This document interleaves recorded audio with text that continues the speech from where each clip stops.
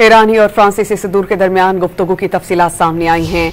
गुज़श्ता रोज होने वाली टेलीफोनिक गुफ्तगू में ईरानी सदर ने सवाल किया कि अमरीका अगर फ्रांस पर हमला करता है तो आप क्या करती। उन्होंने कहा कि अमरीकी जहरियत पर अमरीका को जवाबदेह होना चाहिए। पुरअमन जौहरी तंसीबात पर हमले अमरीकी बेईमानी की अलामत हैं। अमरीका के मुज़ाकरात और अमन के बारे में दावे झूठे हैं। ईरान हमेशा आलमी क़वानीन की बुनियाद पर बातचीत के लिए तैयार है। उन्होंने ईरान से हथियार डालने का मुतालबा गैर मंतकी करार देते हुए वाज़ेह किया कि ईरान ने फौजी हमले के आज़म के साथ दिफा किया और आइंदा भी करेगा। इस मौके पर फ्रांसीसी सदर ने ईरान के साथ सिफारती कोशिशें जारी रखने पर आमादगी का इजहार करते हुए तनाज़े के खात्मे और इस्तेहकाम पर जोर दिया। ईरानी और फ्रांसीसी सदूर के दरमियान गुफ्तगू की तफसीलात सामने आई हैं।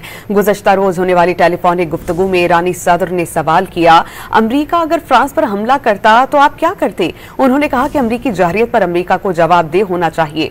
पुरअमन जौहरी तंसीबात पर हमले अमरीकी बेईमानी की अलामत हैं। अमरीका के मुज़ाकरात और अमन के बारे में दावे झूठे हैं। ईरान हमेशा आलमी क़वानीन की बुनियाद पर बातचीत के लिए तैयार है। उन्होंने ईरान से हथियार डालने का मुतालबा गैर मंतकी करार देते हुए वाज़ेह किया कि ईरान ने फौजी हमले के अज़्म के साथ दिफा किया और आइंदा भी करेगा।